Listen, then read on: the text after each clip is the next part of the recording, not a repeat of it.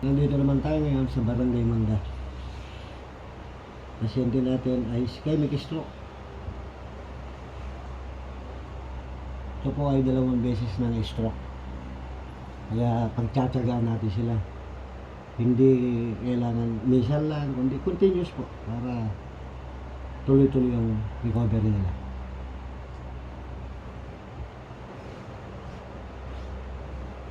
Nakatulog ka ba?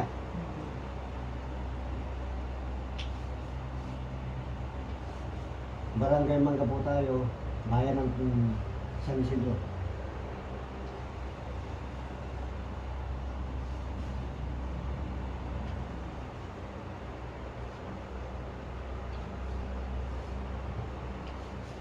Kaya sa mga na-stroke po, hindi minsan lang, 2 beses lang, 3 beses lang, hindi. Kailangan po continuous. I-press muna natin yung likod niya.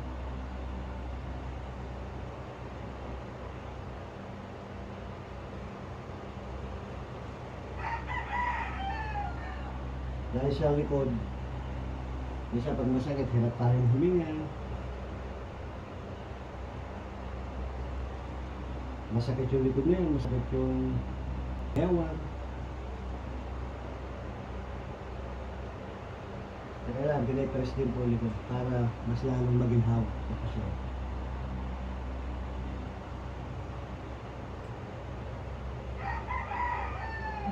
Nakatulog ka, no? Kaya maga pong tumulat kung magagawa ako ng baluarte. Pagkatapos naman po ito, sa baluarte mo tayo. Sa mga na-stroke, huwag yung panghinayangan na tuloy-tuloy. Kasi kung yun naman ang ikagaganda at i-recover nyo. Tulad dito, 2 beses na na-stroke, kaya tuloy-tuloy pa rin po. Hindi nakakabawi. Yung iba, pagka 2 beses na na-stroke, minsan mo, baldado na talaga. Palibasa ay kailangan nung maagapan. Tsaka depende ho sa pagkaka-stroke. Pero nakaka-recover po talaga. Kaya yung sa mga na-stroke, okay, mawala ng pag-asa. Tuloy-tuloy nyo lang.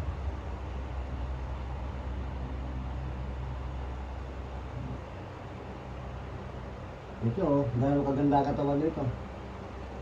Malakas ko kasi kumain nito eh. Pinipigil ko sa pagkain ng marami.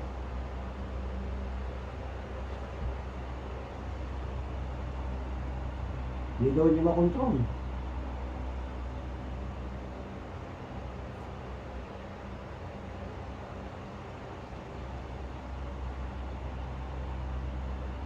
Kasi pagka nagtuloy-tuloy tayo, mas magandang recover ng kanila.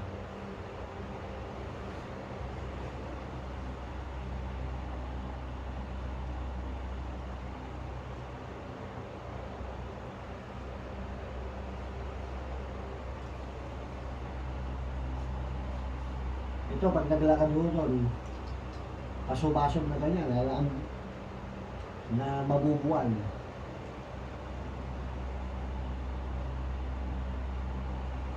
Ngayon, maganda na naman ang kanya, maganda na ang kondisyon niya.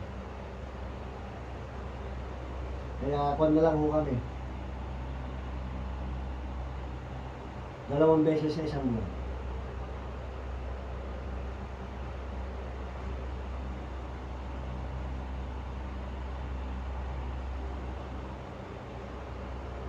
Kaya si mga na-stroke, tsaga lang po.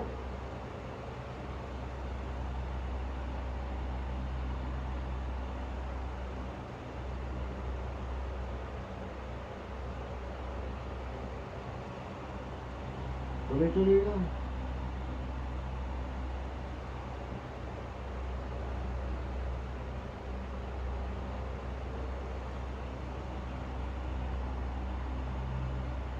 Tapos natin ma-press, i-stretch natin yung mga pangalan at saka yung mga paa.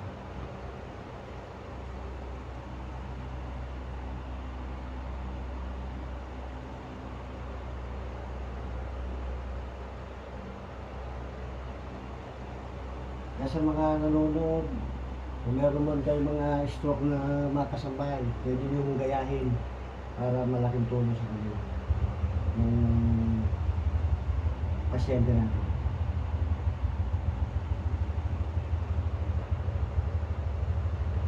Sige, itutuloy ho muna namin. Salamat po sa inyo.